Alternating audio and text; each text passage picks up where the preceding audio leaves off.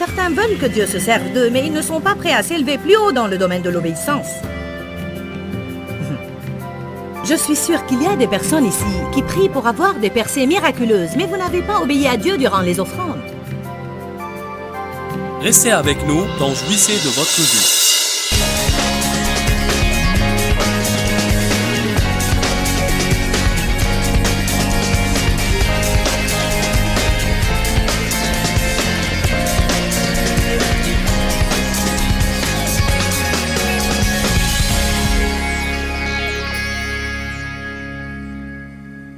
Ecclésiaste 3, verset 1. Il y a une saison pour tout.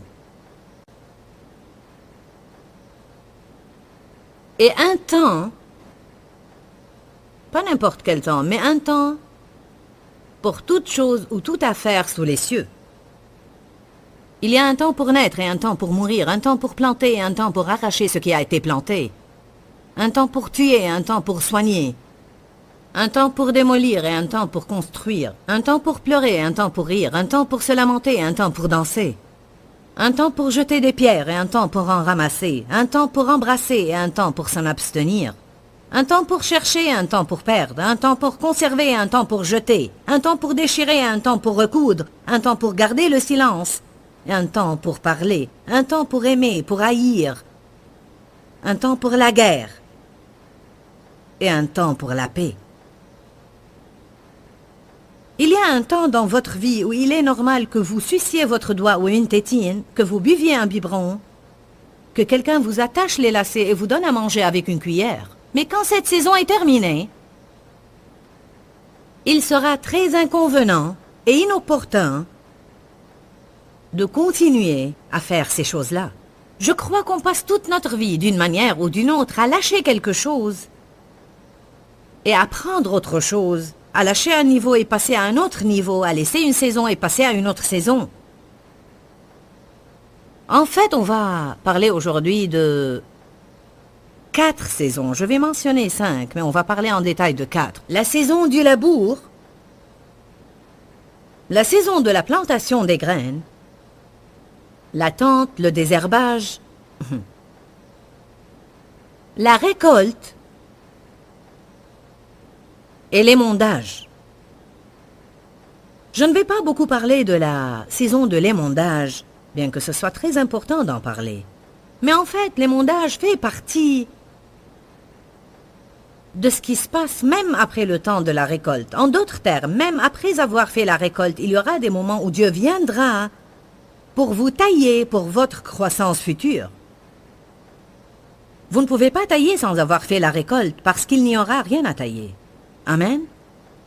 Il est écrit dans Jean 15, « Si vous ne portez pas de fruits, vous serez taillés pour que vous portiez des fruits. Et si vous portez des fruits, vous serez taillés pour que vous portiez des fruits plus excellents et plus riches. » Finalement, vous serez taillés que vous portiez des fruits ou non.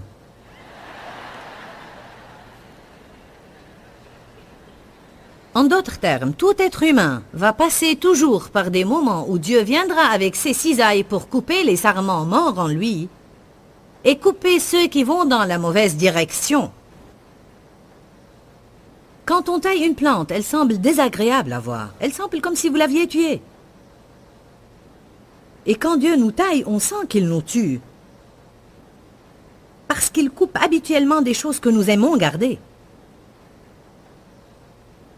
Parfois, il taillerait de bonnes choses, mais dans le but qu'on puisse porter des fruits plus excellents et plus riches. En d'autres termes, Dieu ne vous laissera jamais tranquille.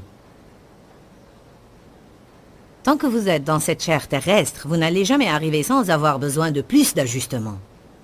Bien, en ce qui concerne les saisons de notre vie, on pourrait être dans différentes saisons, dans différents domaines en même temps. En d'autres termes, je pourrais passer par une saison de labour dans un certain domaine de ma vie et dans une saison de récolte dans un autre. Je pourrais être en train de récolter dans mon ministère alors que Dieu est en train de labourer quelque chose dans mon mariage.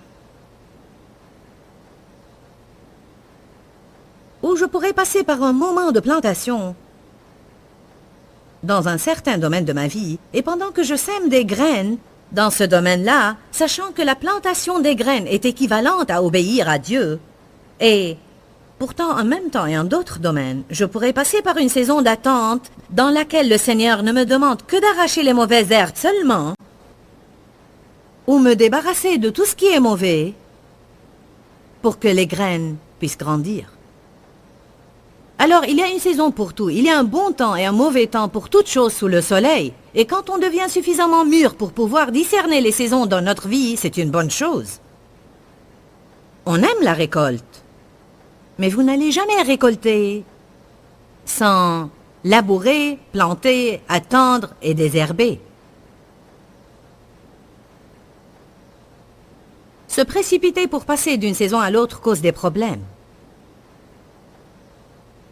Depuis quelques années dans notre État, Missouri, il faisait bon tout l'hiver. On a tous pensé que c'était super, béni soit le Seigneur, pas d'hiver. Alléluia. On croyait que c'était super, jusqu'à ce qu'on a découvert qu'il ne faisait pas suffisamment froid pour tuer tous les insectes. Certains essayent de garder le confort et la chaleur tout le temps dans leur vie, mais le problème est que les bestioles ne seront jamais tuées. Bien, 20% d'entre vous savent de quoi je parle. Alors, nous avions des coccinelles dans toute la région, et je suis sûre qu'on en avait des milliers dans notre maison. En réalité, elles étaient partout. Nous avons besoin des changements de saison. Mais pourtant, elles nous effrayent. Et nous la résistons. Prenez la Cantique des Cantiques, chapitre 2. Cantique des Cantiques 2, 11.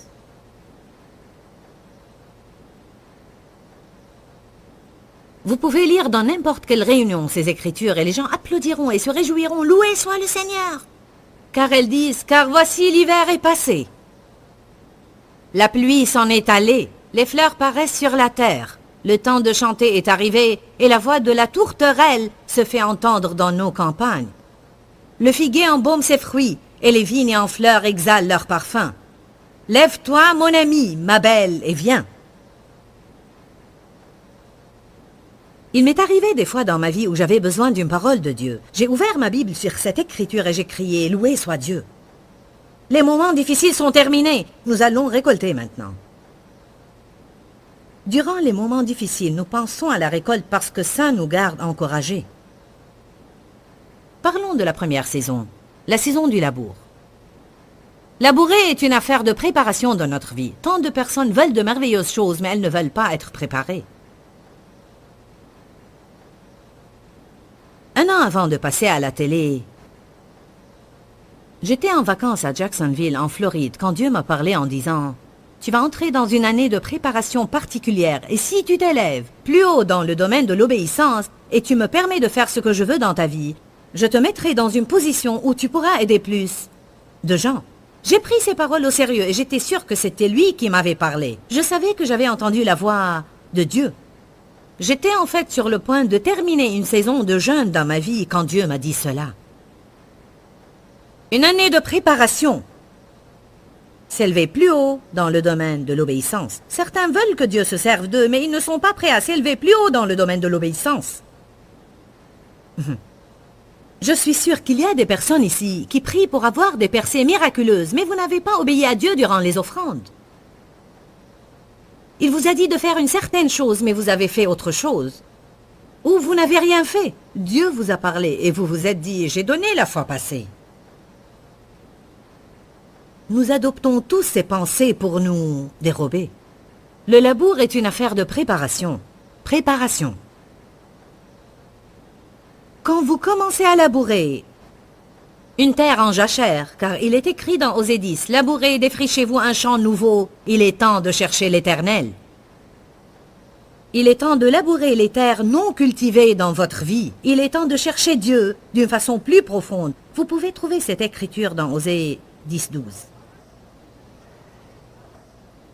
Le labour, c'est quand on tourne et retourne les choses dans notre vie. Je pensais que si un agriculteur labourait un champ, Le champ peut paraître beau jusqu'à ce que vous le labourez. Et que se passe-t-il quand vous labourez? Vous trouverez des pierres. Vous trouverez des vers de terre. Vous trouverez des insectes. Vous trouverez des masses de boue très dures. De la terre endurcie. Et si vous essayez de planter sans les enlever, dès que les racines des plantes s'approfondissent dans la terre et atteignent les pierres, elles mourront. Quand les racines s'approfondissent et atteignent la boue dure, elles mourront. Alors on ne peut pas semer des graines bien, comme il faut, à moins qu'on laisse le Seigneur labourer dans notre vie. Et il ne laboure pas toujours les champs qu'on souhaiterait qu'il laboure. Une terre en jachère dans notre vie équivaut au domaine qui était dormant, qui était intact parce qu'on n'a pas permis à Dieu d'y toucher. Alors aucun changement n'y a eu lieu. On continue à faire le tour et à refaire le tour de la même montagne stupide en revenant à la même place. Pourquoi, Dieu, pourquoi? Quand, Dieu, quand?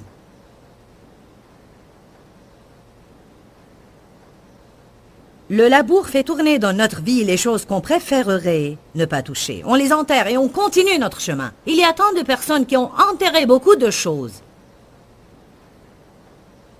Un péché caché, des choses du passé desquelles on s'enfuit et qu'on ne veut pas confronter, des attitudes qu'on couvre et pour lesquelles on cherche toujours des prétextes. À chaque fois qu'on cherche un prétexte, c'est qu'il y a quelque chose qu'on ne veut pas confronter.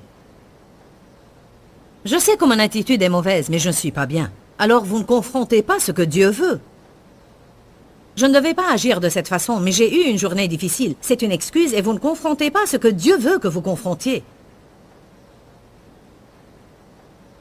Il m'est difficile d'être soumise car j'ai été abusée par les autorités dans ma vie. Ce n'est pas une raison valable pour que vous n'appreniez pas à être une personne soumise. Je sais car je l'ai expérimenté. Seigneur, j'ai peur, j'ai peur, j'ai peur.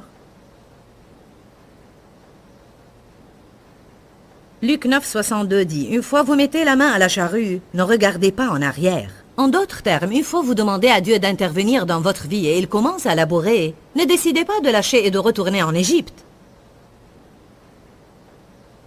Les Israélites voulaient atteindre la terre promise, mais dès qu'ils ont atteint les déserts, à chaque fois qu'ils confrontaient une difficulté, ils voulaient retourner en Égypte. Mettez la main à la charrue et ne regardez pas en arrière. Dites, je vais avancer. Je vais coopérer avec l'Éternel. Il va labourer ce champ. Nous allons semer quelques graines dans ma vie. Je vais passer par la saison d'attente et de désherbage. Je vais récolter et je ne vais pas abandonner durant l'émondage. Je ne sais pas ce que vous voulez, mais moi, je veux la plénitude de Dieu dans ma vie. Je ne veux pas avoir juste une partie de ce que Dieu veut que j'ai. J'aime ce que l'apôtre Paul a dit. Je cours pour tâcher de saisir le prix, puisque moi aussi j'ai été saisi par Jésus-Christ. Jésus est mort pour qu'on soit libre et on va être libre. En fait, il n'est pas mort pour qu'on ait une vie médiocre, difficile, misérable et dure. Ou pour qu'on ait de mauvaises attitudes, ou qu'on soit plein d'amertume, de colère, ou qu'on blâme les autres et qu'on cherche des prétextes pour tout. Il nous veut libres et on ne sera jamais libre à moins qu'on soit libéré de nous-mêmes.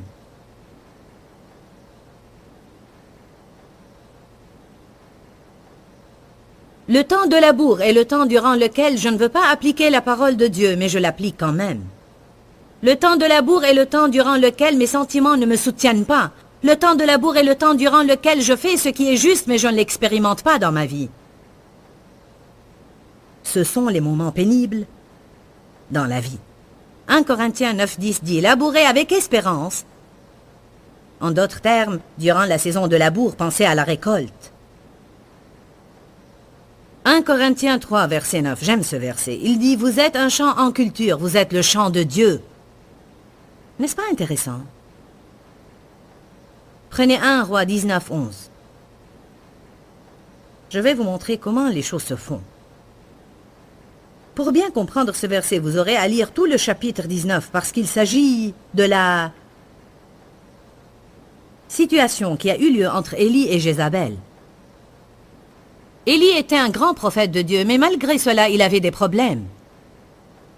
Dieu s'est servi de lui, mais cela ne veut pas dire qu'il n'a jamais perdu l'équilibre et n'avait pas besoin de correction. Il est écrit dans 1 Roi, chapitre 19, verset 3, « Élie prit peur et pour sauver sa vie s'enfuit de la femme Jézabel qui le menaçait. » Quelques jours avant cela, Il avait égorgé 450 des prophètes de Jézabel à la montagne du Carmel. Quand il a appelé le feu à descendre du ciel, et voici qu'il s'enfuit maintenant d'une seule femme. C'est étonnant comment on pourrait avoir une grande foi et une grande peur à la fois dans la vie. C'est bien d'être plein de foi, mais Dieu confrontera notre peur. Puis il est écrit dans le verset 4, « Puis il alla dans le désert, où après une journée de marche, il s'assit sous un genêt et demanda la mort. » Il avait une mauvaise journée.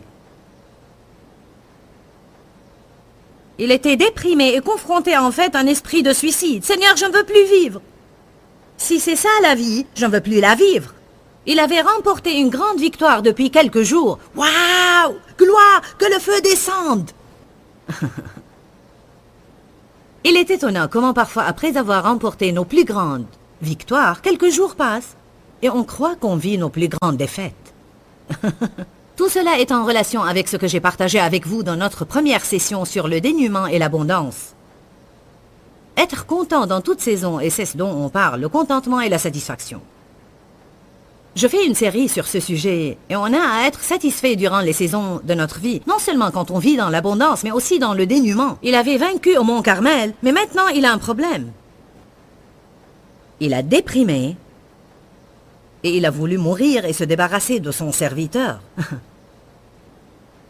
Puis un ange est venu le servir. Je remercie Dieu pour ses anges. Et là, il entra dans la caverne et il y passa la nuit. Et voici la parole de Dieu lui fut adressée en ces mots. « Que fais-tu ici, Élie ?» Dieu vous a-t-il jamais dit cela?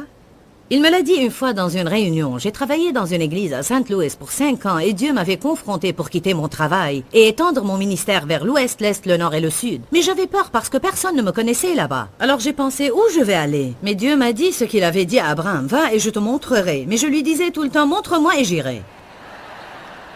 J'ai lutté ainsi pour près d'1 an. Fais un pas et je te montrerai quoi faire. Montre-moi ce que je dois faire et puis je ferai un pas. Et si j'avais tort? Et si je perdais mon travail? Et si je perdais mon revenu? Et si je me faisais des illusions? J'ai l'occasion de servir Dieu ici. Et si je partais d'ici et ne faisais plus rien? Et si? J'étais un soir assise dans une réunion à l'église, là où ma fille est assise maintenant. C'est là où je m'asseyais à l'église durant les réunions, car j'étais une dirigeante et j'avais à m'asseoir dans les premiers rangs. Et le Saint-Esprit m'a crié littéralement. Oui, il m'a crié à l'esprit. Qu'est-ce que tu fais ici? J'ai répondu, il est mardi soir et je viens toujours ici les mardis soirs. Je t'ai dit depuis 1 an de partir d'ici. Qu'est-ce que tu fais ici? J'en ai fini avec toi ici. Parfois Dieu finit avec quelque chose, mais pas nous. Je crois que certains d'entre vous sont dans des endroits que Dieu leur a dit de quitter. Vous sortez avec des personnes quand Dieu vous a dit de ne plus sortir avec eux.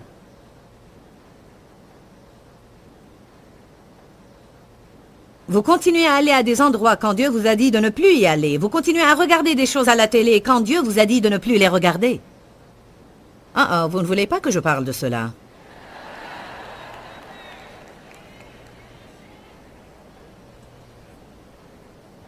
Que fais-tu ici? Élie. Écoutez sa réponse. Verset 10. J'ai déployé mon zèle pour le Dieu des armées, car les enfants d'Israël ont abandonné ton alliance. Ils ont renversé tes autels et ils ont tué par l'épée tes prophètes. Et moi seul, je suis resté. Moi seul, et il cherche à m'ôter la vie. Il a cru qu'il était le seul qui aimait Dieu. Je suis le seul, Seigneur, je suis le seul qui t'aime. Je suis le seul chrétien dans cette famille, Seigneur. Et si c'est ça la vie, prends-moi alors. Je ne veux plus vivre. Je suis le seul qui fait toujours ce qui est juste, Seigneur. Je suis le seul dans cette famille qui vit selon l'amour, Seigneur, et tout le monde me compte pour rien.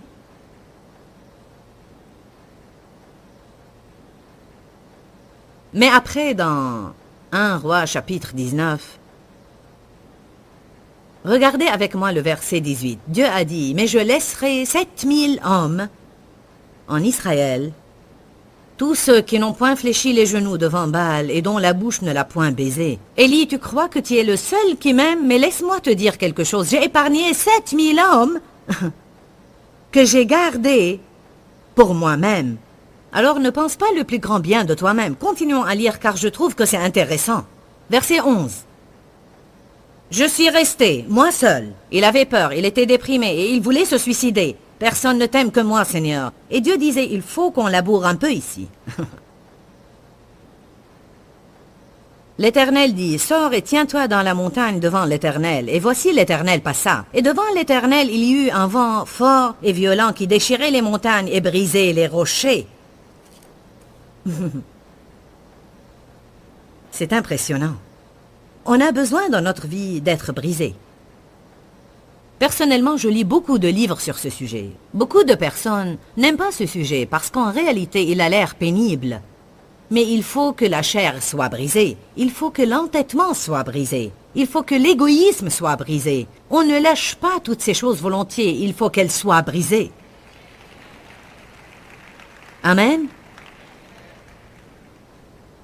Il se préparait pour entendre Dieu, mais pas avant que certaines choses aient lieu.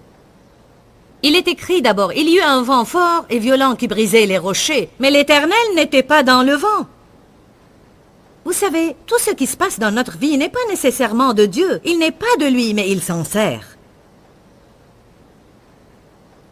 Et après le vent, ce fut un séisme.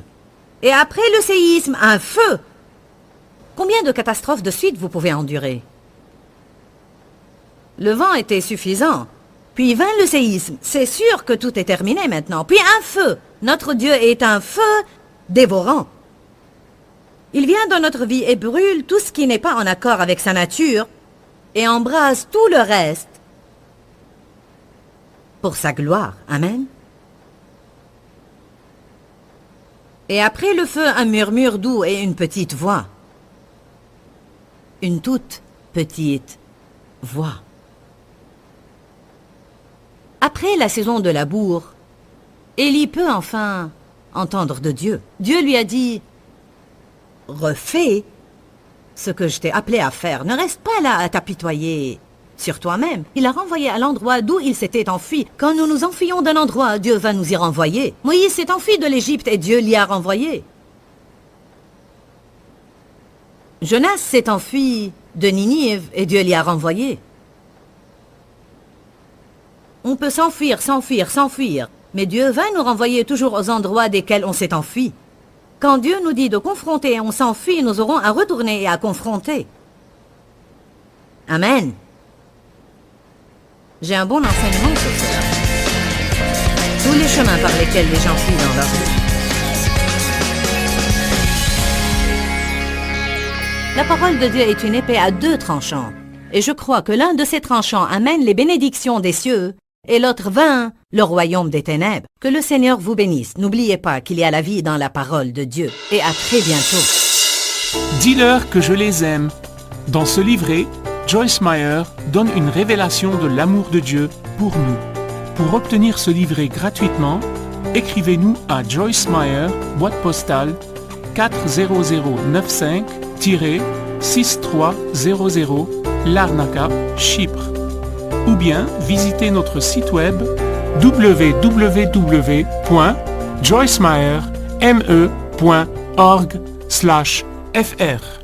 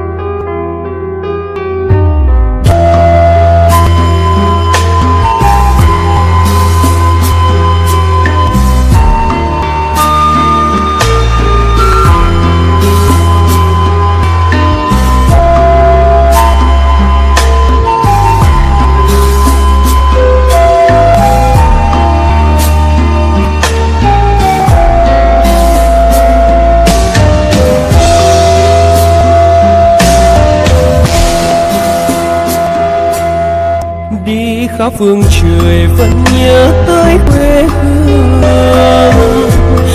Người về đây thăm làng trù quê mẹ và làng sen quê cha, xúc động bồi hồi người rơi giọt lệ, thương mái nhà tranh thương đất mẹ nghèo. Đi suốt một đời mới được thăm quê hương, gầm lại tiếng thói mẹ ngồi